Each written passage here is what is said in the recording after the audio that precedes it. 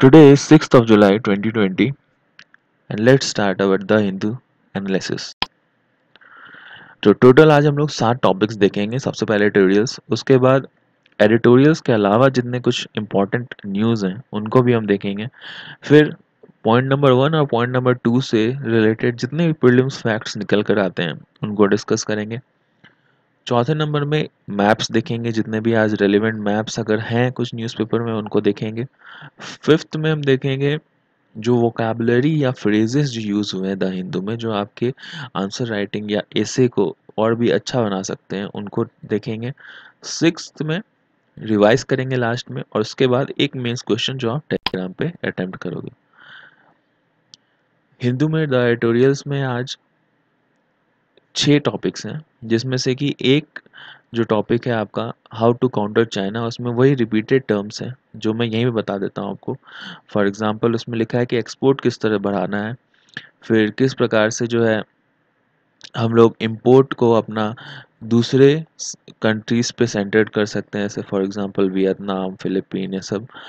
और फिर किस प्रकार से इंडिया को डिप्लोमेटिकली उसको हैंडल करना है चाइना को। यही सब सारा कुछ उसमें रिपीटेड पॉइंट है। काफ़ी छोटा टॉपिक भी है, आप अगर चाहो तो उसको खुद से देख सकते हो न्यूज़पेपर पेपर के अंदर। कुछ न्यू टॉपिक अगर होगा चाइना से रिलेटेड तो ज़रूर उसको डिस्कस किया जाएगा।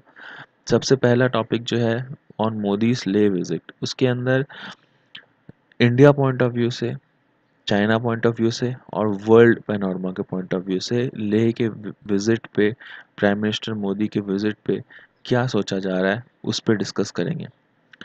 सेकेंड पॉइंट है India must not cast anchor in Enrica लेक्सिया।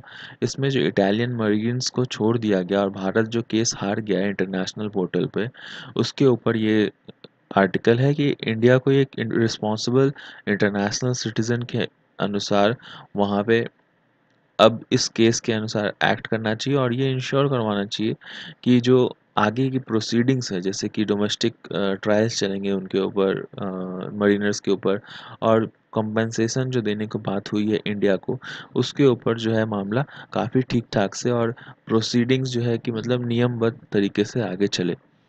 Third article री इन्फ्रेंचाइज द फॉरगॉटन वोटर। तो इसमें किस प्रकार से one nation one voter ID, और किस प्रकार से जैसे माइग्रेंट जो हैं वो वोटिंग के टाइम पे जिस भी स्टेट में हो उस स्टेट से वो वोट दे सकें, और जैसे सेंट्रल गवर्नमेंट के एम्प्लॉयज़ हैं, आर्मी मैन हैं, तो वो जहाँ पे भी हों वहाँ से वो वोट दे सकें। इसके ऊपर जो है बातें चल रही हैं, उसके ऊपर जो है वो ये आर्टिकल है, उसको हम डिस्कस करेंगे। फोर्थ है the search for unity in a moment of crisis. तो जैसे कि अभी कुछ दिन पहले आपका दिल्ली वाला जो राइट हुआ था, उसके पहले जो है आपका, या फिर उसके दौरान कह सकते हैं, सीए और एनआरसी का जो पूरा इशू चल रहा था, फिर आपका तबलीगी जमात वाला इशू आया कोविड-19 के स्टार्टिंग में। तो ये सब 5-6 पॉइंट को मिला करके एक जो साधु का जो लिंचिंग हुआ था, मॉब लिंचिंग आपका महाराष्ट्र में, तो ये सब 5-6 पॉइंट को मिला करके एक कम्युनलिज्म के ऊपर में एक आर्टिकल है। तो ठीक ठाक सा आर्टिकल है, और हमारा एक टॉपिक भी आता है कम्युनलिज्म का, तो उस हिसाब से इसको थोड़ा डिस्कस कर लेंगे शॉर्टकट में। फिफ्थ हमारा जो सिक्स्थ हमारा जो पॉइंट है उसमें श्योरली इफ स्लोली, मतलब कोविड-19 वैक्सीन की जो अभी हमारे इंडिया में जो सर्च चल रही है, मतलब जो उस पे रिसर्च जो चल रही है और जो ट्रायल्स हो रहे हैं, ह्यूमन ट्रायल्स, तो वो अभी कहा जा रहा था कि 15 अगस्त से पहले उस चीज़ का रिजल्ट आ जाना चाहिए। तो इसके ऊपर काफ़ी सारा ट्रोलिंग हुआ नेटिजन्स में, ट्विटर पे, फेसबुक पे, कि क्यों आप लोग सैक्रिफाइस कर रहे हो, आप अगर इंडिया का एक पहला जो है वो गया है आपका ट्रायल्स में, तो क्यों आप जो नॉर्मल प्रोसीजर है उसको सैक्रिफाइस कर रहे हो, आप थोड़ा टाइम लो लेकिन ठीक से बनाओ। तो उसके ऊपर पीआईबी पे जो है वो आर्टिकल आया है, जो भारत सरकार ने ये क्लियर किया है कि नहीं, ऐसा कुछ नहीं है कि हम लोग किसी चीज़ में भी हम लोग कोताही बरत रहे हैं, जो नॉर्मल प्रोसीजर है उसी हिसाब से आएगा, और 2021 से पहले कोई सा भी वैक्सीन जो है वो मार्केट में नहीं आएगा। प्रीलिम्स में ये 6 टॉपिक्स आज हम लोग डिस्कस करेंगे। मैप, जिसमें संगटेक टेंग वाइल्ड लाइफ सेंचुरी को डिस्कस करेंगे। NPR national population register, NRIC electronic transmitted postal ballot system, ETPBS जो कि माइग्रेंट्स वाला जो भी बताया मैंने कि किसी भी स्टेट में रहकर वोट दे सकते हैं, उससे रिलेटेड है। One nation one voter ID, इसके ऊपर बात है। और सिक्स्थ में यूएनडीपी इसमें क्या है, इसको शॉर्ट में UNGEF भी कहते हैं। तो इसके अंदर क्या है, जो अभी भूटान के ऊपर अभी सीन चल रहा है कि भूटान को वर्ल्ड बैंक से जो ग्रांट्स मिलने थे उसके ऊपर चाइना ने ऑब्जेक्शन लगा दिया, क्योंकि उनका ये कहना था कि अरुणाचल प्रदेश के साथ सटा हुआ है ये वाइल्ड लाइफ, तो ये वाइल्ड लाइफ भी हमारी है। तो जिस वजह से जो टेंशन है वो क्रिएट हो गई हैं, और उसके ऊपर ये आर्टिकल है, तो वो हम अभी अदर न्यूज़ में यहाँ पे समझेंगे। तो इसमें ये इंस्टीट्यूशन का चूंकि मेंशन है, तो इसलिए हम लोग ये इंस्टीट्यूशन को extra prelims point of view से पढ़ लेंगे। India backs 40 news website of 6 for justice. तो इंडिया ने ब्लॉक किया है वही जो आपका आईटी रूल था हमारा, उसके अनुसार वे ब्लॉक किया है। वो अभी आर्टिकल देखेंगे, वो एक्स्ट्रा न्यूज़ में है, उसके अंदर उतना ज़्यादा कुछ इंपॉर्टेंट नहीं है, नेम्स दिए हुए हैं, तभी हम देखते हैं एक बार। China double down the claims of eastern Bhutan boundary, तो वही वाला आपका जो वाइल्ड लाइफ वाला जो इशू है उसके बारे में है, तो ये थोड़ा सा डिस्कस कर लेंगे हल्का सा ऊपर से ओवरव्यू 1 मिनट में। तो स्टार्ट करते हैं। सबसे पहला है 40 वेबसाइट जो है वो चिक्स सिक्स, जो खालिस्तान इशू है, खालिस्तान इशू के ऊपर 40 ऐसे वेबसाइट्स थे जो कि world wide different different countries से लोग जो है वो ऑपरेट करते थे, और उसमें रिक्रूटमेंट चल रही थी। तो उनको भारत सरकार ने बैन किया है इंडिया के अंदर अनलॉफुल एक्टिविटी प्रिवेंशन एक्ट के तहत। अब ये यूएस में संस्था ये रजिस्टर्ड थी, और उसका नाम था सिक्स सिक्स फॉर जस्टिस।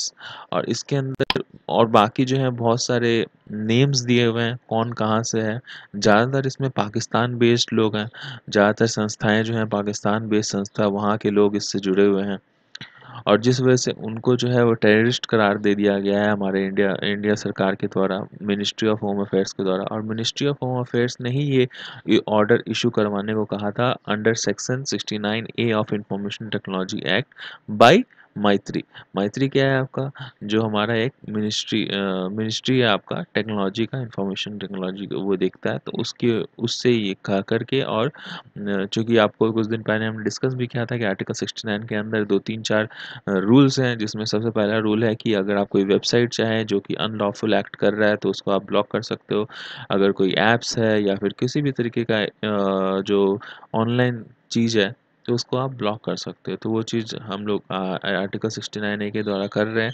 और इसमें ये भी है कि अगर नेशनल इंटरेस्ट में है तो किसी वेबसाइट में क्या चल रहा है, इनफैक्ट आपके मोबाइल में क्या चल रहा है, वो चीज़ जो है कि वो देख सुन सकते हैं भारत सरकार के सिक्योरिटी पर्सनल। तो वो भी उस चीज़ में आपका उस 69 आर्टिकल के अंदर ही आता है ये सारा कुछ। तो और फिर एंटी टेरर लॉ के अंतर्गत लोगों को जो है कि टेररिस्ट करार दिया जाता है, वो चीज़ टेररिस्ट करार दिया गया है इन सारे लोगों को, जिसमें करीबन 8-10 लोग हैं जिनको टेररिस्ट करार दिया गया, और वो लोग इसी संस्था से जुड़े हुए हैं। बाकी आगे इस आर्टिकल में कौन कहाँ से है, जैसे जर्मनी से, कनाडा, यूनाइटेड स्टेट्स से, यूनाइटेड किंगडम से, और उनके ऊपर क्या क्या चार्जेस हैं, जैसे कोई बॉम्ब ब्लास्ट में कनॉट प्लेस में बॉम्ब ब्लास्ट के ऊपर आरोपी है, तो कोई मेरठ एक्सप्रेस वे में एक्सप्रेस ट्रेन जो था उसमें जो बॉम्ब ब्लास्ट हुआ था उसका आरोपी है। और भी अलग अलग जो जिनके ऊपर किसी पर 8 केसेस हैं, किसी पे 10 केसेस हैं, कोई लॉयर है जो कि उनकी तरफ से लड़ता है। तो ये सब सारा कुछ जो है उन सब को यहाँ पे चार्जशीट में उनका नेम शामिल किया गया, और एफआईआर उनके खिलाफ में दर्ज किया गया है। नेम्स उतने इम्पोर्टेंट नहीं है, बस मुद्दा पता होना चाहिए आपको। नेक्स्ट आर्टिकल आपका China doubles down on claims on eastern Bhutan boundary. तो अभी जब साक्तिंग वाइल्ड लाइफ सेंचुरी देखिए यहाँ है भूटान के पास, भूटान के अंदर अरुणाचल प्रदेश के से लगा हुआ इसका बाउंड्री है। तो मुद्दा क्या था, मुद्दा ये था कि जब साक्टिंग, ये देखिए यहाँ पे इस जगह पे, और अरुणाचल इसके बाजू में, तो जब ये साक्टिंग का जो मतलब जैसे जितने भी ये वर्ल्ड लाइफ सेंचुरी और ये सब लोग सब चीज़ जो होता है, तो ये लोग को इंटरनेशनल ग्रांट्स मिलते हैं।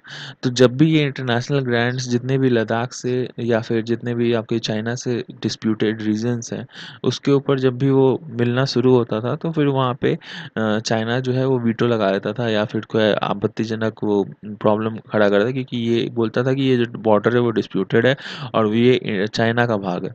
तो अभी इस टाइम पे क्या हुआ, अभी इस टाइम पे भी ऐसे ही कुछ हुआ, जो कि वहाँ पे जब इसकी बातें उठी थी ग्रांट्स की, तो चाइना कहता है कि नहीं, ये अरुणाचल प्रदेश से सटा हुआ भाग है और ये चाइना का भाग है, तो इसको इंडिया को ग्रांट्स इसके नाम पे नहीं मिलने चाहिए।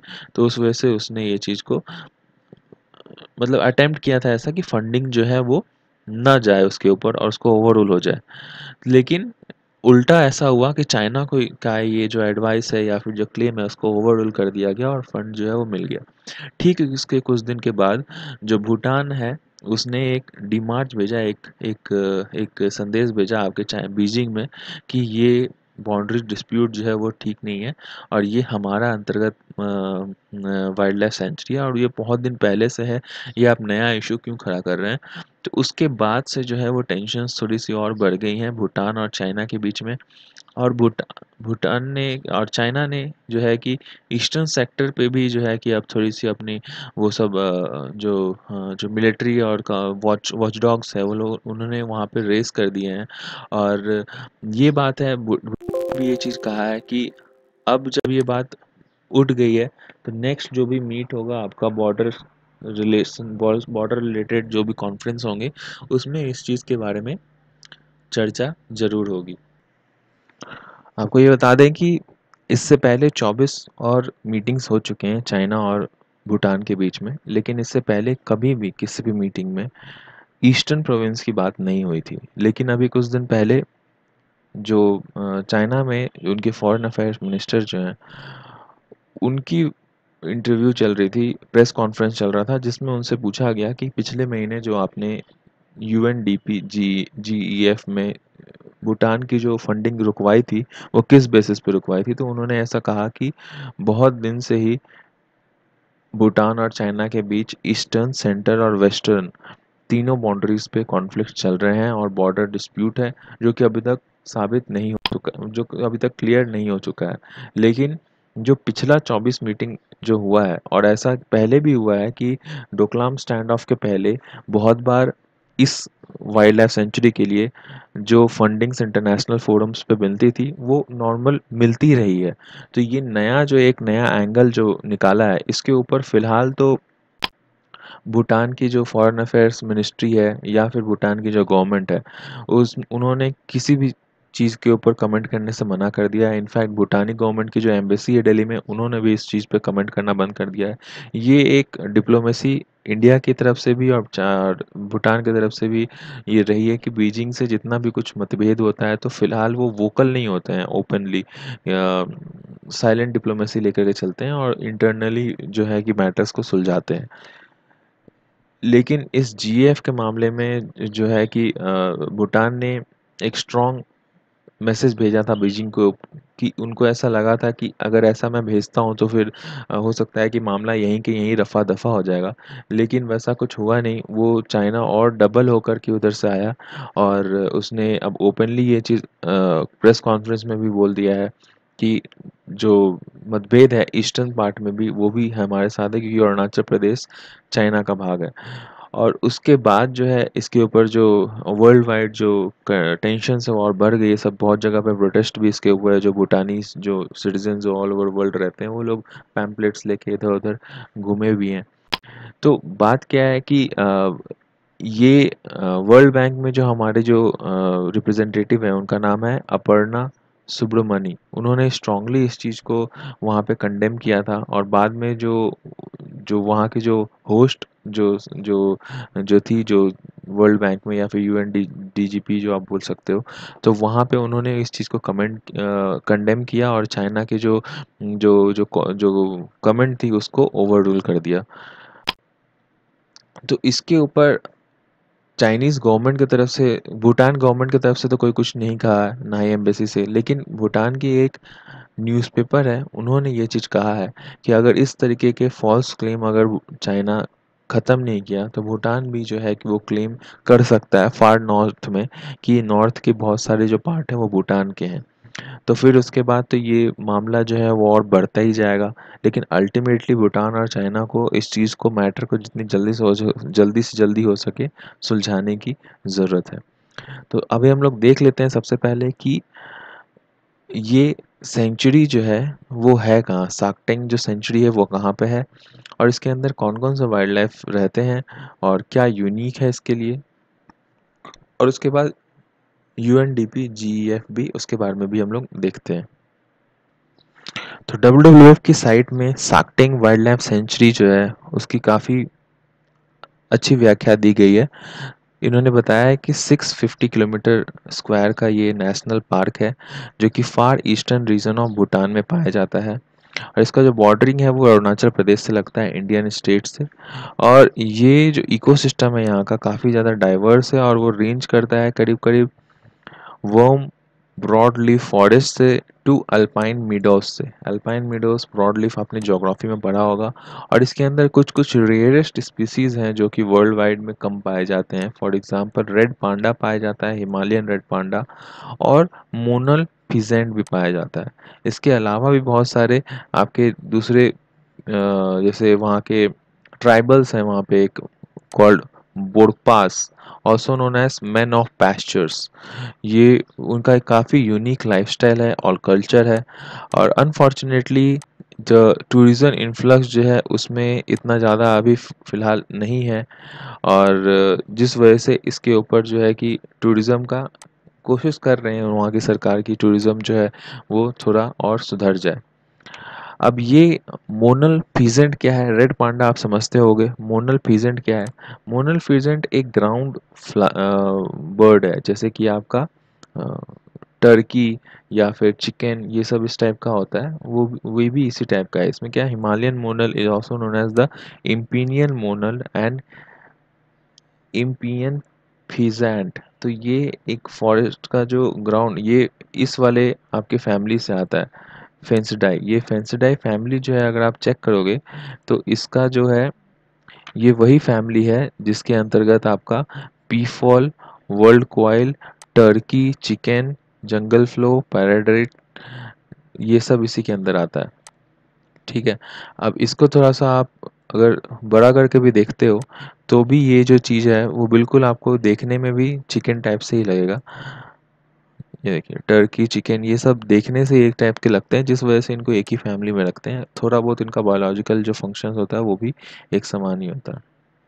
खैर ये टाइम लगा रहा है, आगे चलते हैं हम लोग। ये देखिए आगे चलते हैं हम लोग। जीईएफ क्या होता है, यूएनडीपी जीईएफ। तो यूएनडीपी जीईएफ जो है वो पार्टनर है आपका इन्वायरमेंटल वर्टिकल फंड्स के लिए, और बहुत सारे कंट्रीज़ को ये सपोर्ट करता है, और साइमल्टेनियसली कोशिश करता है कि वहाँ की जो पॉवर्टी है और सिग्निफिकेंट रिडक्शन ऑफ इनइक्वालिटी जो है वो सब चीज़ कम हो, खास करके जो ट्राइबल एरियाज़ है उन सब के ऊपर। और यूएनडीपी जीईएफ जो है वो आपका क्या क्या देखता है, बेसिकली उसके 5 फंक्शंस हैं। सबसे पहला management, sustainable management of ecosystem, goods and services, scaling of climate change, adaptation of mitigation, sustainable affordable and accessible energy services, sustainable management of chemical and waste, और improve water and ocean governance. ये 5 जो हैं इसके functions हैं। तो पूरा मिला मिला के ये जो आप देखिए कि ये पूरा का पूरा इन्वायरमेंट से ही रिलेटेड सारे फंडिंग्स है। एनर्जी के लिए होता है, ये सस्टेनेबल एनर्जी के लिए ये दे ही रहा है फंड। केमिकल वेस्ट को मैनेजमेंट करने के लिए फंड दे रहा है। फिर आपका global adaptation, climate change adaptation के लिए फंड दे रहा है, क्योंकि क्लाइमेट चेंज की वजह से बहुत सारे फॉरेस्ट और वाइल्ड लाइफ जो है वो सफ़र करते हैं। और ओशन गवर्नेंस के लिए भी ये फंड जारी करता है। तो हम लोग फिर से अपने आर्टिकल के ऊपर आते हैं। नेक्स्ट आर्टिकल है surely even if slowly on covid vaccine. ये जो आर्टिकल है इसमें आप देखिए कि ये बताया गया है, कुछ दिन पहले अभी ऐसे ट्विटर पे और बाकी सोशल मीडिया पे एक खबर निकली थी कि 15 अगस्त से पहले वैक्सीन को रिलीज़ कर दिया जाएगा। तो उसके ऊपर बहुत लोगों ने आपत्ति जताई है कि आप बेसिक प्रिंसिपल्स जो है उसको आप क्यों उल्लंघन कर रहे हैं, सिर्फ इसलिए कि 15 अगस्त से पहले ले लिया जाए इसका वैक्सीन और एक नाम हो जाए। लेकिन अगर वह फेल हो जाता है तो कितनी ज़्यादा जगहसाई होगी आपको खुद से पता है। जबकि अभी फ़िलहाल ऐसा देखा जा रहा है कि वर्ल्ड वाइड ग्लोबली ऐसा देखा जा रहा है कि बहुत सारे ऐसे फर्म जो हैं जो कि थोड़े बहुत भी अगर माइल्ड और बीच में अगर किसी को थोड़ा बहुत कोरोना वायरस इन्फेक्शन है तो उसको अगर ठीक कर दे रहा है किसी नॉर्मल एंटी फंगल दवाइयों से, जैसे कि रेमडेसिविर और फ्लेविपिराविर, तो इनकी भी जो बिक्री है, और डॉक्टर्स जो है इनको भी लिख रहे हैं काफ़ी धड़ल्ले से, और इनकी बिक्री काफ़ी ज़्यादा हो रही है इसी सब वजह से, क्योंकि अभी इस टाइम पे बहुत ज़्यादा महामारी फैली हुई है सब जगह। और उसके बाद जब सब लोग ये चीज़ से वाकिफ़ हो ही गए हैं कि अभी फ़िलहाल इस चीज़ से बचने के लिए हमें मास्क पहनने की ज़रूरत है, और जो भी चीज़ जो प्रिवेंटिव मेजर्स लेने की ज़रूरत है वो सबको सब कुछ पता ही है। तो इस टाइम पे आप फ़िलहाल एक दवाई ये बोल कर के ये कंप्लीट वैक्सीनेशन है और निकाल कर के लाओ, और थाउजेंड्स के ऊपर आप ये चीज़ वो चीज़, फिर उसके बाद थाउजेंड्स और मिलियंस लोग उसको यूज़ करने लग जाएँ, और हो सकता है आप जब दवाई यूज़ करते हैं, वैक्सीन यूज़ करते हैं, तो आप मास्क यूज़ करना छोड़ दोगे, आप जो नॉर्मल प्रिवेंटिव स्टेप्स है वो सब लेना छोड़ दोगे।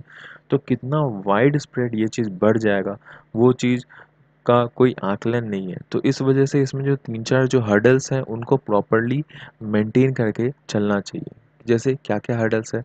सबसे पहला फर्स्ट चेक पॉइंट जो बताते हैं राइटर, वो ये है कि ये वैक्सीन जो है वो किसी हेल्दी पर्सन को सिक नहीं करना चाहिए, क्योंकि जैसा आपको पता है इसमें जितने भी वैक्सीन जो होते हैं जिस भी वायरस के लिए होता है, फॉर एग्जांपल पोलियो के लिए जो वैक्सीन बना है, तो उसमें थोड़ा बहुत जो प्रॉब्लम जो एंटीबॉडी जो है उसका वो डाइल्यूटेड या फिर उसको थोड़ा सा वीकेंड पार्ट जो है फॉर्म जो है उस वाले वैक्सीन में डालते हैं, ताकि हमारी बॉडी के अंदर जाके हमारा बॉडी खुद से उसको एंटीबॉडीज क्रिएट करके और उसको इम्यूनिटी हमारे बॉडी को प्रोवाइड करवाए। तो सेम वो चीज़ इतने ही मात्रा में होना चाहिए, वो जो लेवल है वो उसका थ्रेशोल्ड जो है वो वीकनिंग का वो उतना होना चाहिए कि वो हमारे बॉडी पे काम करे, हमारे बॉडी को और मतलब बीमार ना कर दे। वैसे वो बीमार उससे भी हो जाता है जिनका इम्यून सिस्टम बहुत ज़्यादा कम होता है, तो वो उस वीकेंड पार्ट से भी बीमार हो जाते हैं, लेकिन ऐसा केस 100 में से 1 या 2 ही आता है, ज़्यादा नहीं आता है। तो उस लेवल तक आपका होना चाहिए। दूसरा वो बताते हैं कि पूरे वर्ल्ड में या फिर थाउजेंड्स के ऊपर आपको टेस्ट करने से पहले आपको पहले देखना पड़ेगा कि ये चीज़ इतना एफिशिएंट है कि इम्यून सिस्टम को हमारा हार्म ना करे। मतलब ये नहीं हो कि हम लोग के बॉडी के ऊपर ये दे रहे हैं और फिर उसका जो इम्यून सिस्टम है वो उसको बढ़ा ही नहीं पा रहा, मतलब कि वो वही बात कि ज़्यादा कम ही ना हो जाए वीकेंड, कि उसका कोई फ़ायदा ही नहीं हो रहा है, मतलब होम्योपैथिक दवाई की तरह पी रहे हैं बस वैसे ही। तो ये चीज़ जो है कि ये 2 चीज़ को देख कर के तभी जो तीसरा स्टेप है कि आप सेवरल थाउजेंड्स के ऊपर आप इसको टेस्ट करें। ये काफ़ी ज़्यादा नेसेसरी है, और हैदराबाद बेस्ड जो भारत बायोटेक है, वो काफ़ी एक्सपीरियंस्ड और क्रेडिबल एक मैन्युफैक्चरिंग संस्था है, जो कि सार्स कोव 2 जो स्ट्रेन है उसको यूज़ कर रही है कोवैक्सीन जो इंडियन जो ब्रांड है उसको बनाने के लिए। तो इसका पोटेंशियल काफ़ी अच्छा है, और अगर ये चीज़ सक्सेस कर जाता है तो इंडिया की काफ़ी अच्छी फेम होगी वर्ल्ड वाइड में। लेकिन पैंडेमिक जो अभी आया है वो हमें ये चीज़ सबसे पहले सिखाता है कि अनअवॉइडेबल रोल जो है, अनसर्टेनिटी जो है, जो केयरलेसनेस है, उस चीज़ को हमें बिल्कुल दरकिनार करके आगे बढ़ना चाहिए किसी भी चीज़ में।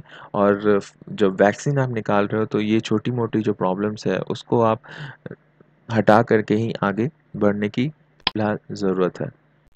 नेक्स्ट आर्टिकल में India must not cast the anchor in Enrica Lexie. तो अभी इंडिया को ऐसा काम है कि जो वर्ल्ड इंटरनेशनल लेवल पे जो एक गुड सिटीजन का एक एक रोल प्ले करे इंडिया, और जो इटली के जो 2 मरीनर्स थे उनको जो अभी जो इंटरनेशनल कोर्ट जो है उसको उन्होंने वो चीज़ बड़ी कर दिया है उनको, तो उसके ऊपर जो प्रोसीडिंग्स है उनके डोमेस्टिक कोर्ट में वो ठीक ठाक से चले, ये इंश्योर करने की इंडिया इंडिया की जो है वो जिम्मेवारी बनती है। अगर बैकग्राउंड बताएं तो 15 फरवरी 2012 में 2 मछुआरे जो हैं वो इटली के वो ऑयल टैंकर जो शिप है उसके पास चले गए थे, तो उनको जो ऐसा उनका कहना है इटालियंस का, कि वो उनको लगा कि ये कोई पायरेट्स हैं जो कि रात के टाइम पे अंधेरे के टाइम पे हमारे पास आए हैं, तो जिस वजह से उनको अंधेरे में दिखा नहीं और वो चीज़ उनको गोली चलाया तो वो मर गए। तो जिस वजह से फिर वो मरीनर्स को हमारी इंडियन नेवी जो है कि वो कैप्चर कर ली, उसके बाद वर्ल्ड वाइड लेवल पे जो है काफ़ी ज़्यादा जो यूरोपियन यूनियन लेवल पे जो है इंडिया इंडिया की काफ़ी ज़्यादा प्रॉब्लम्स क्रिएट हो गए। और फिर अब जो सुपर 13 जो है, जो ग्रुप जो हम लोग पिछले वाले आर्टिकल में भी डिस्कस किए थे, जो कि जिसके अंदर चाइना ने और पाकिस्तान और इटली जो है उसको लीड करता है। तो वो ये देखते हैं कि जो चार्टर जो है यूएन का परमानेंट मेंबरशिप का वो बढ़े ना, और ख़ास करके इंडिया के खिलाफ तो वो लोग अपना कैंपेन चलाते ही है। तो ये जो यहाँ इसके ऊपर जो कोर्ट में ये जो चल रहा था आपका केस, वो इंटरनेशनल ट्रिब्यूनल फॉर लॉ इसके पास सबसे पहले गया था, इटली। कि हमारे जो लोग हैं इटालियन, वो मरीनर्स, उनको कैद कर लिया गया है और कोई ह्यूमैनिटेरियन कंडीशंस नहीं है। तो इन ह्यूमैनिटेरियन कंडीशंस के ऊपर इंडिया ने उनको डिटेन कर लिया है और उनके ऊपर केसेस चला रहे हैं। तो हम चाहते हैं कि उनको वापस इटली में लेकर के आया जाए और इटली के अंदर में ही उनके ऊपर केसेस चलाया जाए, क्योंकि वो इटली के सिटीजन हैं। इसके ऊपर इंटरनेशनल ट्रिब्यूनल फॉर लॉ ने जो है प्रोविज़न अनक्लॉज UNCLOS, इसका United Nation Convention for law of sea है, उसके अंतर्गत इनके ऊपर एडहॉक कमेटी बैठाई और उसके बाद इनके ऊपर जो है वो केस चल रहा था। तो अभी फ़िलहाल जो है उनकी जो मंशा थी इटली की, वो चीज़ वो एक्सेप्ट कर ली गई है। और कि उनका जो जो जो केस है वो उनके देश में जा कर के बनाए। और ये जो अभी जो जजमेंट आया है, ये 3-2 बेसिस पे आया है। 5 मेंबर की जज की कमेटी थी, जिसमें 3-2 बेसिस, 2 लोग इंडिया की तरफ थे और 3 लोग इटली की तरफ। तो काफ़ी कस का ये माहौल था और बहुत ही मतलब डगमगाता हुआ कोई जैसा जजमेंट के ऊपर ये चीज़ पास किया गया है। उन्होंने ये चीज़ कहा है कि ठीक है, कोई बात नहीं। अब इंडिया का ये ऐसा नहीं था मुद्दा कि इंडिया वहाँ पे उस जगह पे और ऐसे विस्मित कंडीशंस में जिसमें इनको पता नहीं चला, और ये सब लोग को अपना एक राइट होता है सेल्फ डिफेंस का। तो जिस वजह से अगर इन्होंने वहाँ पे चलाया है तो कोई बात नहीं। लेकिन अब उन्होंने ये चीज़ भी बताया है कि आगे जो है इंडिया हो या इटली हो, दोनों आपस में कोई ऐसे नए नए कुछ रूल्स या फिर रेफरेंस ना लगाएं आपस में, ताकि ये जो मुद्दा है वो और भी ज़्यादा गंभीर हो। अभी ये रफ़ा दफ़ा हो गया है, तो इसको आप इसी तरीके से रखो। और इटली को बोला गया कि जो भी वहाँ के जो लोग हैं, जो लोग जिनके घर में मतलब भारतीय सरकार से जिनके घर में जो है कि मछुआरे जिनके घर में जो लॉस हुआ है लाइफ का, तो उनको आप कंपनसेशन दो। इटली की तरफ से कुछ ह्यूमैनिटेरियन कंपनसेशन दिए भी गए हैं। तो लेकिन राइटर ऐसा कहते हैं कि ये काफ़ी नहीं है, क्योंकि जो लॉस ऑफ लाइफ है वो कंपनसेशन से जो है कि वो कंप्लीट नहीं हो सकता है। और जो अब आगे जो प्रोसीडिंग्स आपकी जो होने वाली है वहाँ के इटली में, तो वो चीज़ इंडिया को इंश्योर करना चाहिए कि वो जब भी हो तो वहाँ पे डिप्लोमेट जो है लीगली वहाँ प्रेजेंट हो, कोर्ट के हियरिंग्स में, कोर्ट की प्रोसीडिंग्स में। क्योंकि ऐसा माना जा रहा है कि इटली में उनको काफ़ी अच्छा एक फ्रीडम, एक फाइटर टाइप से देखा है, डिस्प्ले किया जा रहा है वहाँ की मीडिया के थ्रू। और उनको जो आगे लीगल प्रोसीडिंग्स है वो उतनी बढ़िया तरीके से नहीं चलने की उम्मीद है, जैसा कि अटकलें लगाई जा रही हैं। इसमें एक और बात ये है कि डिटेल जो स्क्रूटनी के लिए जो डाटा किसी भी कोर्ट में प्रोसीडिंग्स होती है, वो डिटेल स्क्रूटनी के लिए बाद में रिलीज़ की जाती है। लेकिन इस वाले मैटर में इंडियन सरकार ने अभी तक वो डिटेल मैटर रिलीज़ नहीं किया है, सिवाय जो ओपनिंग रिमार्क्स थे दोनों कंट्रीज़ के, वो सिर्फ डायलॉग शुरू-शुरू के दोनों डायलॉग्स जो हैं कि ओपन हुआ है, लेकिन बाकी सब नहीं हुआ है। तो उसके कुछ रीज़न्स होंगे, क्योंकि अभी ये जो है डिप्लोमेटिक रीजंस है, दो कंट्रीज़ के बीच में है, तो डिप्लोमेटिक रिलेशंस जो है बात के, क्योंकि आपको पता है इंडिया में कितनी कमेंट्री चलती है बाद में, द हिंदू और इंडियन एक्सप्रेस और बाकी के नेता कुछ भी कह सकते हैं, तो दूसरे वाले कंट्री वो चीज़ समझेंगे नहीं, तो हो सकता है वो सब रीजंस होंगे।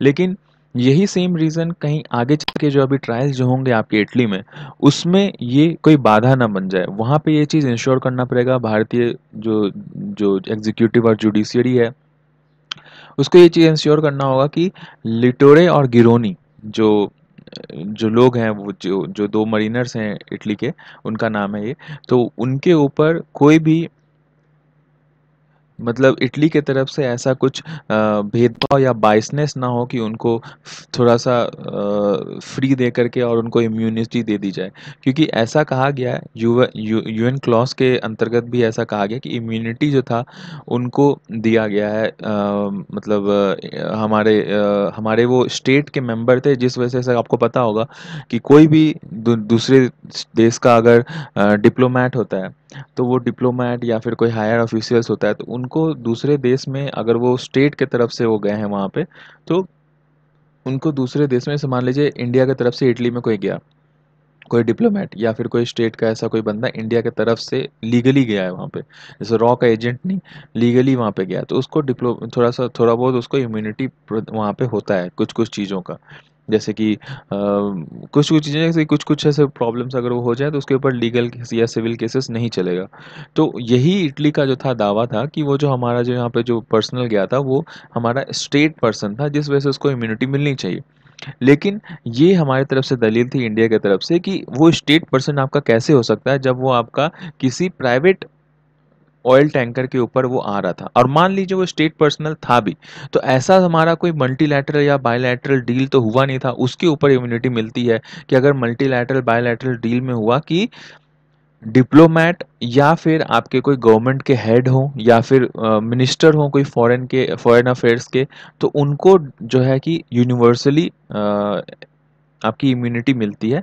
लेकिन उसके अलावा जो है कोई मिलिट्री पर्सनल है या कोई पुलिस पर्सनल है, जब तक आपके वहाँ से आदेश नहीं आता है पहले से, तो उसकी उसमें हम उसको तो कोई इम्यूनिटी नहीं दे सकते, क्योंकि अगर ऐसा हुआ तो कोई भी देश किसी भी कंट्री में अपना जो पारामिलिट्री पर्सनल है या फिर मिलिट्री पर्सनल है उनको किसी भी कॉमर्शियल क्राफ्ट में डाल करके एडवेंचरस पर्पस के लिए कि आप वहाँ पे शूटिंग कीजिए, वहाँ प्रैक्टिस कीजिए करके भेज सकता है। तो ये जो है कि एक आगे भी चल के फ्यूचर में जो टेंशन्स क्रिएट कर सकता है, ये जो दलील पे उनको जो मिला है वहाँ पे छुट्टी, तो ये आगे भी चल के जो है कि कर सकता है प्रॉब्लम क्रिएट किसी भी दूसरे कंट्रीज के साथ, जैसे इंडिया पाकिस्तान भी हो सकता है, इंडिया या फिर चाइना के साथ भी हो सकता है। तो इसके लिए जो प्रॉपर प्रिंसिपल है उसके हिसाब से ही आगे बढ़ना चाहिए था। खैर, जब अब हो गई है बातें और कंपनसेशन हो गया, तो अब इंडिया को तो यही चीज़ देखना चाहिए कि अ, उस वाले कोर्ट में ये चीज़ इटली ने माना कि हमने एक वायलेशन किया है, जो कि India's freedom of right to navigation था। हमें कोई एंटाइटलमेंट नहीं था कि हम उनके ऊपर फायर करते, लेकिन किसी कारणवश अपने बचाव के लिए, सेल्फ डिफेंस के लिए इन्होंने फायर किया, जिसके वजह से इटली में इसके ऊपर जो है ये दोनों के ऊपर चार्जेस और जो है कि लगाए जाएंगे और ट्रायल्स इनके ऊपर चलेंगी। और कोर्ट ने भी कहा, इंटरनेशनल कोर्ट ने, कि जो दोनों देश हैं उनके ऊपर सेम सेम चार्जेस इन दो व्यक्तियों के ऊपर लगा है, तो जिस वजह से इटली के ऊपर अगर इनकी जो ट्रायल्स हैं वो चलें तो भी कोई दिक्कत नहीं है। तो इस पे इंडिया की तरफ से लोग कहते हैं कि अगर जब दोनों के ऊपर सेम ही चार्जर्स है और वो दोनों वॉलंटरीली, इटालियंस जो थे वॉलंटरीली अपने मर्जी से इंडिया के जुरिडिक्शन में आके इनको शूट करके गए, तो विक्टिम जब इंडिया का है तो आपको यहीं पे केस चलाना चाहिए, ऐसा इंडिया वालों की दलील थी। तो अब जब, लेकिन फिर भी जब अब वहाँ चला गया है तो इंडिया को ऐसा चीज़ देखना चाहिए कि जो भी जो सफरिंग्स हुआ है इंडिया को, उसको प्रॉपर कंपनसेशन मिले इटली की तरफ से। और दूसरा कि यूरोपियन यूनियन से जो हमारे जो ट्रेड के जो जो हमारे जो रिश्ते हैं वो चीज़ इससे ख़राब ना हो, क्योंकि सब कुछ केस का जो है वो चीज़ उनको खोल के दिखाना चाहिए यूरोपियन यूनियन के सामने कि ये सब प्रॉब्लम्स है, और आप सिर्फ इसलिए कि इटली आपके देश का आपके यूरोपियन यूनियन का एक मेंबर है तो आप उनको उनके तरफ से तरफदारी कीजिए, ये कोई ठीक बात नहीं है। तो ये इंडिया को मतलब इंश्योर करना पड़ेगा। और दूसरा कि जो हमने पहले डिस्कस किया कि इंडियन एम्बेसी जो है रोम में, उसको ये चीज़ देखना पड़ेगा कि जब भी उनके ऊपर जो ट्रायल्स चलें वो दो मरीनर्स के ऊपर, तो वो कोर्ट में प्रेजेंट हो, और कुछ भी ऐसा वायलेटिव अगर कुछ काम होता है वहाँ पे कि जो कि आपके हमारे जो पहले के जो करार है जो आपके कोर्ट में जो प्रोसीडिंग्स आया है, तो उसके अनुसार अगर कुछ भी उल्टा होता है तो वो चीज़ उनको स्ट्रांगली वहाँ पे उसका अपोज करना चाहिए। और ये चीज़ इंडिया जुडिशरी और एग्जीक्यूटिव को अभी इंश्योर करने का ज़रूरत है, उनको अभी एक्शन लेने का ज़रूरत है कि अगर इटली इसमें एक्सट्रीम जाता है तो क्या इंडिया भी अपने सिटीजन के लिए एक्सट्रीम नहीं जा सकता है? क्योंकि इस वाले पूरे केस में 4-5 क्वेश्चंस तो निकल कर आते हैं। पहला कि क्या आई एनआईए जो पहले उन दोनों मरीनर्स को टेररिस्ट करार दिया था, फिर बाद में उनको अपना खुद का जो वो उनका क्लेम था वो रिवोक क्यों कर लिया?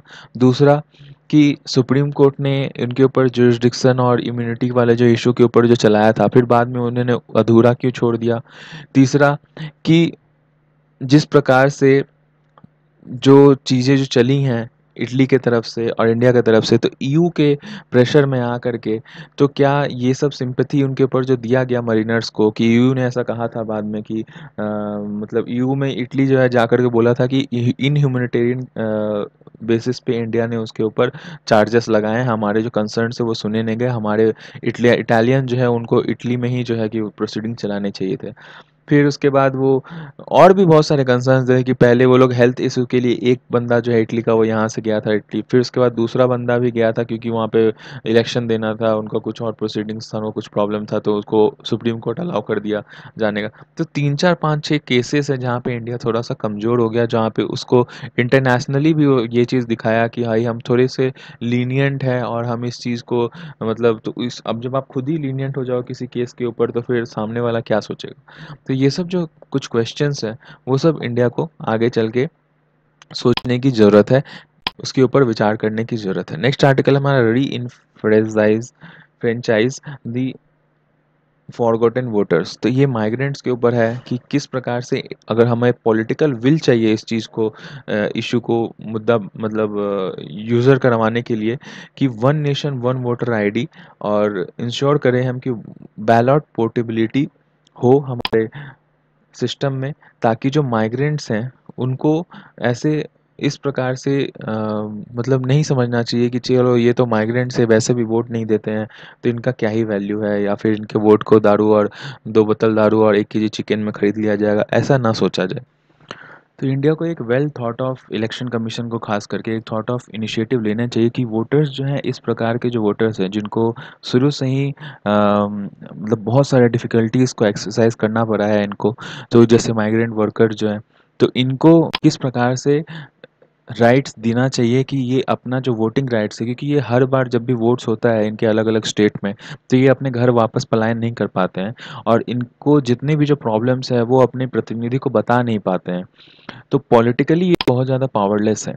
तो जैसे कि आप देखिए क्या-क्या इनको प्रॉब्लम्स होता है। इकोनॉमिक सर्वे भी बताता है कि बहुत बड़ा मास है, करीब-करीब 1/3 ऑफ जो इंडियन लेबर फोर्स है वो माइग्रेंट वर्कर्स हैं, करीब-करीब 13.9 करोड़। तो ये इतना बड़ा जो जो एक संख्या है, जिसमें कि सेक्टर्स जैसे working domestic worker, brick lens, mines में काम करने वाले, ट्रांसपोर्टेशन में काम करने वाले, सिक्योरिटी एजेंसी, एग्रीकल्चर में काम करने वाले।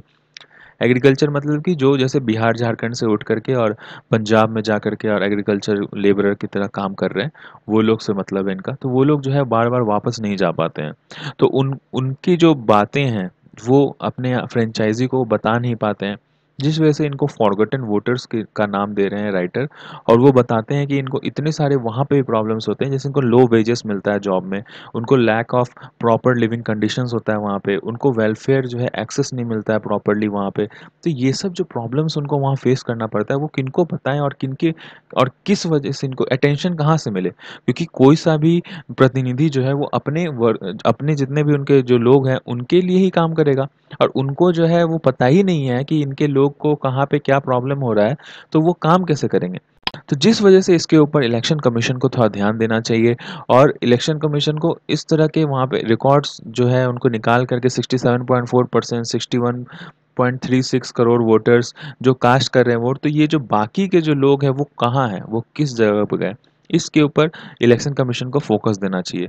क्योंकि 1/3 जो सब्सटैंशियल करीब करीब 29.68 करोड़ जो लोग हैं आपके, तो वो कहाँ गए और किस जगह से वो वोट कर रहे हैं, तो वो चीज़ के ऊपर इलेक्शन कमीशन अगर ध्यान नहीं देती है तो उसके इंस्टीट्यूशन का होने का कोई सार्थकता उतने खास हो नहीं, मतलब समझ नहीं आता है।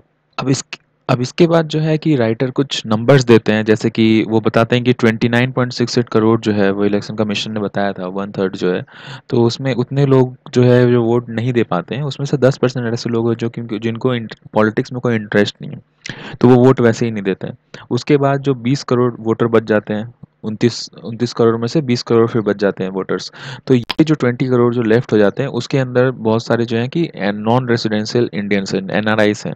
तो 1 लाख जो उसमें अभी देखा गया कि 3 करोड़ एनआरआई से सिर्फ 1 लाख एनआरआई ही रजिस्टर करवाए थे, जिनको उनको वोट करने का मन था, तो उन्होंने रजिस्टर करवाया था। अब रजिस्टर 1 लाख करवाया था, उसमें से 3 करोड़ से 1 लाख लोग रजिस्टर करवा रहे हैं, और 1 लाख से सिर्फ 25,000 लोग 2019 के इलेक्शन में वोट दे पाए। तो सोचिए, 29 से 20 करोड़ हुआ, 20 करोड़ से फिर 3 करोड़ जो एनआरआई हटे, उसमें से सिर्फ 25,000 लोग वोट कर पा रहे हैं। तो करीब करीब 17,000 जो लोग वो बच गए आपके।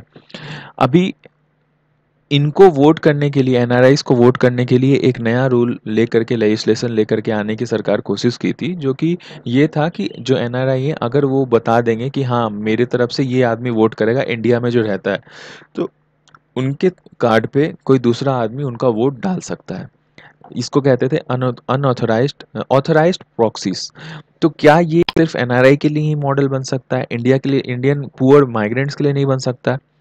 तो इन्होंने ये भी बताया कि देखिए ऐसा एक मॉडल है, जो कि आपके गवर्नमेंट सर्विसेज में जो हैं, या फिर जो जैसे जो मिलिट्री सर्विसेज में है, तो उनके लिए एक सिस्टम है जिसको बोलते हैं ETPBS, electronically transmitted postal ballot system. तो इसमें क्या होता है कि उनको आधार से लिंक कर दिया जाता है उनका वोटर आईडी, और वो किसी भी जगह से अपना वोट दायर कर सकते हैं। तो उनका जो प्रॉपर जहाँ पे भी उनका जो वोट देने का सिस्टम था, वो वहाँ पे उनका वोट जो है वो पारित हो जाता है। तो ये कैसे होता है? तो एक नेटवर्क है उनका इलेक्शन कमीशन का, और जो डिस्ट्रिक्ट कलेक्टरेट्स का जो नेटवर्क है, उसके थ्रू जो है कि ये मेजर जो है वो कर लिया जाता है। तो क्या ये चीज़ माइग्रेंट वर्कर के लिए भी नहीं किया जा सकता है? और दूसरी बात कि आजकल जबकि अब वैसे मानिए वोट से ज़्यादा प्रीसियस लोगों को पैसा होता है, तो जब पैसे के लिए लोग हामी भर सकते हैं और ऑनलाइन ट्रांजैक्शन बिल्कुल सीमलेसली हो सकता है सिक्योरिटी के साथ, तो वोटिंग क्यों नहीं हो सकता है? तो ये एक सवाल पूछा है, और ये जो राइटर जो लिखते हैं इसको, वो रिसर्च विंग से हैं, आपके कांग्रेस के रिसर्च विंग, और पहले वो पहले शायद कहीं पे कुछ गवर्नमेंट ऑफिस में भी थे। तो उन्होंने ये चीज़ लिखा है, और वो चीज़ कहते हैं कि टेक्नोलॉजिकली काफ़ी ज़्यादा फीसिबल है आजकल ये चीज़, और वर्ल्ड वाइड ऐसा हो भी रहा है कि जो ट्रांसफरिंग ऑफ वोट है वो आपका टेक्नोलॉजी के थ्रू किया जा रहा है। तो जैसे one nation one ration card का सीन स्कीम जो है इंडिया लेकर के आ रही है, और अभी कोविड-19 के दौरान भी उन्होंने किया कि आधार कार्ड को मर्ज कर करके, और उन्होंने जो चीज़ ये चीज़ सारा कुछ किया। तो वो one nation one ration card के तहत one nation one voter ID क्यों नहीं हो सकता है? जिसके अंदर जो है कि वोटर जो बैलेट है वो पोर्टेबिलिटी हो, और एम्पावर कर सके हम फॉरगॉटन माइग्रेंट्स को, क्योंकि अगर उनकी बातें अगर आप जननायक तक नहीं पहुंचा पाओगे, तो फिर वो उनकी जो चीज़ें हैं वो चीज़ सॉल्व कैसे होंगी? और वो चीज़ आपकी जो इतना बड़ा जो एक जनसंख्या है 13 करोड़ का माइग्रेंट्स का, तो उनका जो जो सिस्टम है वो 13 करोड़ से हम 7 करोड़ या 5 करोड़ तक कैसे लेकर के आएंगे, अगर वो चीज़ उनकी जो बातें हैं वो कोई सुनेगा ही नहीं, पार्लियामेंट तक पहुंचेगी ही नहीं उनकी बातें, तो वो चीज़ हम कैसे सॉल्व कर पाएंगे? तो उसके बाद इन्होंने एक कोड भी लिखा है थॉमस जेफरसन का।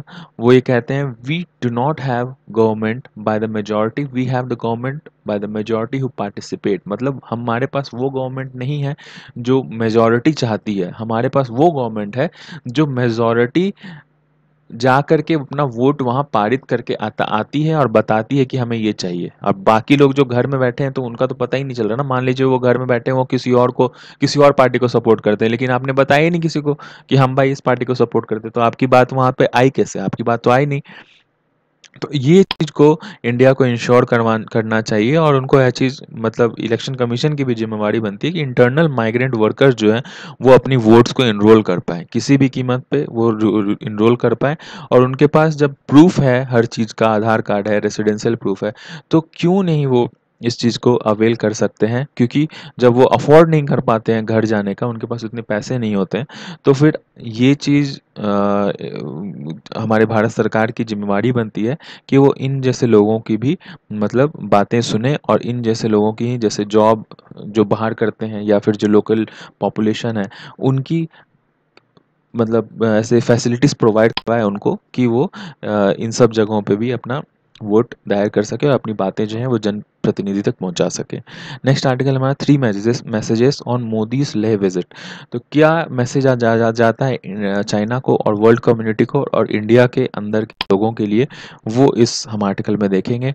जैसा आपको पता है कि कुछ दिन पहले प्राइम मिनिस्टर नरेंद्र मोदी जो है वहाँ पे गए थे आपकी गलवान घाटी की तरफ में, और वहाँ जाके न्यू जो है जगह वहाँ पे गए थे और वहाँ जाकर विजिट किया था उन्होंने 15 जून को। और वो वहाँ पे जो जाकर 15 जून का जो बातें हुई थी उसके, वो ट्रूप्स को उन्होंने एड्रेस किया और बाकी और भी बहुत कुछ बातें बोली। आपने स्पीच तो सुना ही होगा जो नींबू घाटी में उन्होंने जाके वहाँ पे बोला। तो उन्होंने ये कहा है कि ईरा ऑफ रिवॉल्यूशन इवोल्यूशन है, और उन्होंने ऐसा कहा है कि विकासवाद की अब जो है कि वो डेवलपमेंट का जो अब है कि अब सीन चलने वाला है, और विस्तारवाद मतलब कॉलोनियल एक्सपेंशन का जो सीन है वो नहीं चलेगा, अब वो चीज़ अब ख़त्म हो चुका है। तो इस बात पे सबको मतलब नाम नहीं लिया उन्होंने, लेकिन सबको पता था कि बीजिंग के ऊपर जो है वो मैसेज है। तो मैसेज जो है वो क्लियर है कि उनको अब इंगेज होने की ज़रूरत नहीं है टेरिटोरियल एग्रेशंस के ऊपर अक्रॉस बाउंड्रीज, क्योंकि सेंट्रल एशिया हो या साउथ चाइना सी हो इंक्लूडिंग इंडिया, कहीं पे भी वो इस प्रकार के अगर वो जो चलेंगे अपने स्टेप्स, तो वर्ल्ड वाइड उनको जो है कि इसके ऊपर सैंक्शंस और बाकी सारी चीज़ें जो हैं विद्रोह जो है उनको झेलना पड़ेगा। और बावजूद इस फैक्ट के कि उन्होंने चाइना मेंशन नहीं किया कहीं पे भी अपने मैसेज में, लेकिन फिर भी ये सबको पता था। और एम्बेसीज जो है दिल्ली में और जो चाइनीज़ एम्बेसीज है और सबको ये चीज़ है वो उनको पता चल गया कि ये चीज़ उनके ऊपर बात हो रही है। लेकिन जो चाइनीज़ एम्बेसी इंडिया में उन्होंने ये चीज़ बताया कि हम एक्सपेंशनिस्ट वाला पॉलिसी हम नहीं अपनाते हैं, हम तो मेरी पुरानी जो टेरिटरी है हम वही चीज़ अपना लेने की कोशिश कर रहे हैं। तो उनके विज़िट से चीज़ें जो हैं कुछ चीज़ें जो हैं काफ़ी क्लियर हो जाती हैं। उनको उन्होंने जैसे कहा कि जब अगर एक्शन कुछ होता है लाइन ऑफ कंट्रोल पे, तो उसके बाद डिप्लोमेटिक बातें जब पूरी तरह से एग्ज़ॉस्ट हो जाएँगी तभी एक्शन होगा। और दूसरा कि उसके बाद फिर उन्होंने सोल्जर्स को एड्रेस किया। उन्होंने कहा कि जो सोल्जर का जो वैलॉर है, जो उन्होंने जो ब्रेवरी दिखाई है वहाँ पे, तो वो बिल्कुल अतुलनीय है। जो 20 सोल्जर जो वहाँ शहादत हुए हैं जिनके, तो वो चीज़ वो बिल्कुल वो कभी भूला नहीं जाएगा, अविस्मृत है।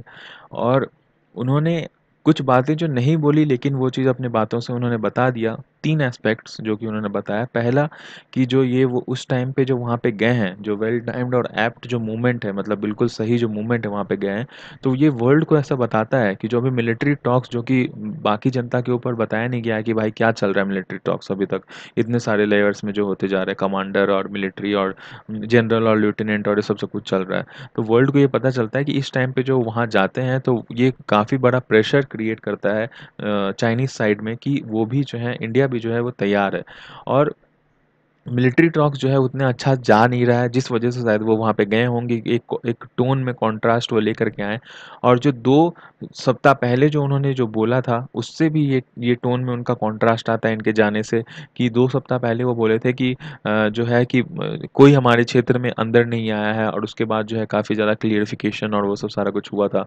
तो ये जो अभी जो वहाँ पे गए हैं और जिस जो लैंग्वेज में वो जो वहाँ पे जो बातचीत करा है उन्होंने, वो जो स्पीच दो दिया है उन्होंने वहाँ पे, तो वो ये चीज़ बताता है कि अभी जो प्रॉब्लम जो चल रहा है आपका लेह में और एलएसी में, वो काफ़ी ज़्यादा गंभीर है। और इसके वजह से अब जो ये मूवमेंट हुआ है हमारे भारत सरकार के द्वारा, तो अब ये मूवमेंट आ गया है। राइटर ऐसा बताते हैं कि अब वो सिचुएशन, अब ये मूवमेंट आ गया है कि जब भारत के दूसरे लोगों को भी, आपके टैक्स पेयर जो जनता है उसको भी बताने की ज़रूरत है इंडिया को कि आखिर चल क्या रहा है, ताकि ये लोग भी जो है अपने हिसाब से रेडी हो सकें अपने अपने तरीके से। नेक्स्ट आर्टिकल हमारा search for unity in the movement of crisis है। तो नेक्स्ट आर्टिकल हमारा एक फॉर्मर लेफ्टिनेंट गवर्नर रह चुके हैं दिल्ली के और वाइस चांसलर हैं आपके जामिया मिलिया इस्लामिया के, उन्होंने लिखा है। और उनके साथ के लहरी भी हैं, उन्होंने जो फॉर्मर रेवेन्यू सेक्रेटरी रह चुके हैं उन्होंने लिखा है। तो ये कहते हैं माइनॉरिटीज़ ऑफ इंडिया के जो हैं जितने भी हैं आपके, उनको अच्छे से ट्रीट करना चाहिए, क्योंकि उन्होंने बहुत कुछ सफ़र करा है।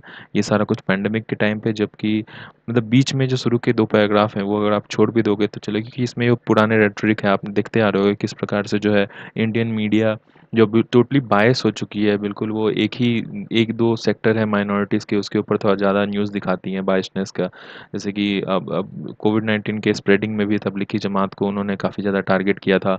और उसके बाद उसके पहले भी जो डेली राइट्स में किस प्रकार से जो है उन्होंने एक एक सेक्टर को, मतलब दोनों तरफ से लड़ाई झगड़ा हुए थे, लेकिन फिर भी उन्होंने जो है कि माइनॉरिटीज़ के ऊपर थोड़ा ज़्यादा उन्होंने उँगली उठाया था। और ये लॉकडाउन की वजह से भी जो बहुत ज़्यादा, जैसे कि एक इंडस्ट्रियलिस्ट राजीव बजाज, उन्होंने कहा था कि जीडीपी जो कर्व है वो जो फ्लैटन होना चाहिए वो आपका पैंडेमिक का होना चाहिए, लेकिन जीडीपी का कर्व जो है वो फ्लैटन होते जा रहा है। और तो इस वजह से जितने भी स्टेक होल्डर्स हैं वो सब लोग सफ़र किए थे, लेकिन जो जो ठीकरा जो फोड़ा गया वो बहुत सारे ऐसे मीडिया हाउसेस की तरफ से ऐसा देखा गया कि वो चीज़ आपके माइनॉरिटी के ऊपर फोड़ा गया। तो इसके ऊपर जो है कि मतलब कुछ-कुछ ये बातें कम्युनल वाले ऐसे बोलते हैं जो कि अभी आप पेपर में नहीं लिख सकते हो सारा कुछ। जैसे 50 मीटर पे ही वहाँ पुलिस स्टेशन थी, तो अब पुलिस ने उसके ऊपर एक्शन क्यों नहीं किया जमात के हेड के ऊपर। तो ये सब आपको ज़रूरत नहीं है, आप यहाँ से शुरू कर सकते हो। जो जो मेन ये अच्छी बातें, इसमें बहुत बढ़िया-बढ़िया बातें भी लिखे हैं, वो यहाँ से शुरू कर सकते हैं कि इंडिया जो है वो ब्रांड ऑफ सेक्युलरिज़्म क्या है? इंडिया का ब्रांड ऑफ सेक्युलरिज़्म ये है कि टॉलरेंस जो है हमारे इंडिया में हमेशा से ही शुरू से ही ठीक रहा है। और एक पहले के जितने जो आपके टूरिस्ट भी जो आते थे, इंटरनेशनल टूरिस्ट, उन्होंने बहुत कुछ कहा है इसके बारे में। जैसे कि सेंचुरीज अगो उन्होंने कहा, एक फिराक है, उन्होंने कहा था कि सरजमीन हिंद पर आवाम आलम के फिराक काफिले बसते गए, हिंदुस्तान बनता गया। मतलब कैरवां मतलब कारवांस from all over the world settled in the land and shaped India. जितने लोग भी वो आते गए बाहर से, वो यहाँ पे माइग्रेंट्स बसते गए और फिर धीरे धीरे, जैसे फॉर एग्जांपल ये बताते हैं कि वैदिक रिलीजन जो हिंदुज़म जो है वो सेकंड मिलेनियम बीसी में यहाँ पर बना था। उसके बाद बुद्धिज़्म, जैनिज़्म ये सब इमर्ज हुआ 6th सेंचुरी बीसी के बाद। फिर ज्यूज़ आए जेरूसलम के फॉल ऑफ के बाद। फिर क्रिश्चियन आए यहाँ पे सेटल हुए साउथ में। फिर पारसीज, बहास, ये सब भी अपना होमलैंड यहाँ इंडिया बनाते गए। फिर मुस्लिम ट्रेडर्स जो हैं वो लोग भी यहाँ पर आए। जैसे ही इस्लाम का जन्म हुआ उसके बाद मुस्लिम ट्रेडर्स आके इंडिया में बसे। उसके बाद आया आपके मुस्लिम कॉन्करर्स, उसके बाद मुगल और ये सब सारा कुछ, दिल्ली सल्तनत और ये सब सब कुछ चालू हुआ। तो अशोका हो या फिर अकबर हो, सब ने रिलीजियस हार्मोनी के बारे में बात किया है। इंटर रिलीजियस टॉलरेंस के बारे में इन्होंने बात किया है कि कल्चर किस तरह से लाइफ और कल्चर को जो है कि टॉलरेंट बना करके आगे चलना चाहिए। जितने भी आपके जो सूफ़ी और जितने भी रिलीजियस लीडर्स रहे हैं आज तक, अधिकांश ने यही चीज़ बात किया है कि इंटर रिलीजन टॉलरेंस बरकरार रहना चाहिए एक सोसाइटी में। फॉर एग्जांपल ये थे बुल्ले शाह हो या नानक हो, कबीर हो, रहीम हो, अमीर खुसरो हो, रविदास हो, या और भी बहुत सारे जो थे वो सब। अभी भी आज के डेट में आप जितने भी सूफी दरगाह देखिए, उसके अंदर सिर्फ मुस्लिम ही नहीं जाते, नॉन मुस्लिम भी जाते हैं, lakhs and lakhs of non Muslim जाते हैं। हमारे हिंदुस्तान का सेकुलरिज्म का जो मेन जो कैरेक्टर रहा है वो सर्वधर्म संभव में ही रहता है। वो गाइडेंस जो प्रिंसिपल, मेन गाइडिंग जो प्रिंसिपल है वो सर्वधर्म संभव पे है। और इस वजह से जो विभाजन भी हुआ था उसमें पाकिस्तान एक मुस्लिम बाहल कंट्री उसके कॉन्स्टिट्यूशन में लिखा है, लेकिन इंडिया सेक्युलर इसीलिए था क्योंकि ये ही हमारे प्रिंसिपल जो हैं वो गाइड किए थे हम लोग को, और ये ही जो था आगे का डेस्टिनी और रेथोरिक जो इंडिया का बनेगा वो बनाया था, जिसके वजह से जो फंडामेंटल वैल्यूज़ ऑफ कॉन्स्टिट्यूशन जो था हमारा, वो ये सब सारा कुछ डिफाइन, मतलब सेक्युलरिज्म के ऊपर आधारित और बेस्ड था कि freedom of expression, freedom of religion, ये सब सारा कुछ मिले। अभी फ़िलहाल ऐसा सिचुएशन है कि हमारे जितने भी जो टॉप यूनिवर्सिटीज़ हैं, जवाहरलाल नेहरू यूनिवर्सिटी, माल्या, जादवपुर यूनिवर्सिटी है कोलकाता, वेस्ट बंगाल वाले, फिर अलीगढ़ मुस्लिम यूनिवर्सिटी, अलीगढ़ यूपी वाले। तो ये सब सारा कुछ में बहुत ज़्यादा प्रॉब्लम चल रहा है और जो स्टूडेंट्स हैं उनको काफ़ी ज़्यादा हैरास किया जा रहा है अगर वो इस तरीके की सेक्युलरिज्म वाली बातें करते हैं, प्रोटेस्ट करते हैं तो। तो अभी इंडिया को देखने की सबसे ज़्यादा ज़रूरत है कि किस प्रकार से जो पुलिस है वो कहीं बायस्ड ना हो जाए, और जो पॉलिटिकली इंक्लाइंड जो इनके एजेंडास हैं उनको ये मतलब साबित करने के चक्कर में सफ़र ना करवा दे एक पर्टिकुलर सेक्शन को, किसी भी पर्टिकुलर माइनॉरिटी सेक्शन को, क्योंकि अभी फ़िलहाल इकोनॉमी जो है आपके फ्री फॉल में है कोविड 19 के बाद, और ऊपर से आपके टेंशन जो है बॉर्डर पे वो भी बहुत ज़्यादा है। तो इस टाइम पे इंडिया को ऐसा है कि अभी इस टाइम पे यूनिटी बहुत ज़्यादा ज़रूरी है। और यूनिटी अभी जो है कि वो काउंटलेस साबित होगी। अगर इस समय हम काउंट अगर यूनिटी नहीं दिखा पाए तो फिर कोई मतलब नहीं है हमारे सेक्युलरिज्म का। तो इस वजह से इंडिया को जो है आगे भी ध्यान देना चाहिए कि मुस्लिम, दलित, क्रिश्चियन जितने भी माइनॉरिटीज़ हैं आपके, उनको इक्वल हैंड मिले, और कहीं पे भी उनको ऐसा ना लगे कि उनको जो है कि बायसनेस का मतलब सामना करना पड़ रहा है। क्योंकि ऐसा देखा गया है कि किसी भी सोसाइटी में अगर जो केक का जो बड़ा भाग है वो अगर कोई कोई एक पर्टिकुलर सोसाइटी कम्युनिटी से बिलोंग करता है, तो बाकी के छोटे जो भाग हैं उनके साथ थोड़े बहुत पार्शियलिटी तो होती है, और जिसको ख़त्म करने के लिए आपको बहुत ज़्यादा एक एडुकेटेड सोसाइटी चाहिए। तो नेक्स्ट वोकैब फ्रॉम हिंदू आप देख सकते हो, एक्सपीडिट मतलब तो स्पीड अप, कोई भी चीज़ को काफ़ी जल्दी-जल्दी करना, एक्सेलरेट करना। जैसे सेंटेंस आप देखिए, he promised to expedite the economic reform, मतलब इकोनॉमिक रिफॉर्म को स्पीड करने का उन्होंने सोचा। एस्केलेशन इसमें ये मतलब होता है राइस, कि किसी भी मुद्दे को उठाना। डोमिनेंस का मतलब होता है सुप्रीमेसी, आपने सुना होगा किसी भी चीज़ को, जो यूएसए मान लीजिए कि कहीं अपना डोमिनेंस दिखा रहा है कहीं पे, तो उसको एक अपना सुप्रीमेसी दिखाना, अपना वर्चस्व दिखाना, उसको कह सकते हैं। रिडेम्पशन मतलब रिट्रीवल, मतलब जैसे कि आप अपना कूपन को रिडीम करवाते हैं तो उसके से redemption. The pleasant for peasants form, मतलब जो फार्मर है वो found the terms of redemption and unattractive, कि उनको अगर मान लीजिए कोई चीज़ का ऐसा फ्लड आ गया तो उनको रिडेम्पशन अगर उसका लेना है जाके सरकार से, तो वो काफ़ी ठीक नहीं था, उनको ऐसा लगा। फूडी, फूडी मतलब रेज, रेज मतलब कि एंगर, आपका एक मतलब आपका एंग्जाइटी अंदर से, आपका जो जो झुंझुलाहट है वो। तो गुड, गुड ह्यूमर, और उसका एंटोनिम ऑपोजिट क्या होगा, गुड ह्यूमर। तो एग्जांपल क्या हो सकता है सेंटेंस का फ्यूरी का यूज़ करके, her eyes were filled with tear of fury and frustration, मतलब उसके अंदर जो जो निराशा निराशा और उसके अंदर जो गुस्सा और झुंझलाहट जी, उससे उसके आंखें भर आई। तो आप पीडीएफ डाउनलोड कर लीजिए और देख लीजिए। आज रिवीजन नहीं कर पाए, कल कर लेंगे रिवाइज शुरू में 2 मिनट, क्योंकि बहुत निकल चुका है। Thank you.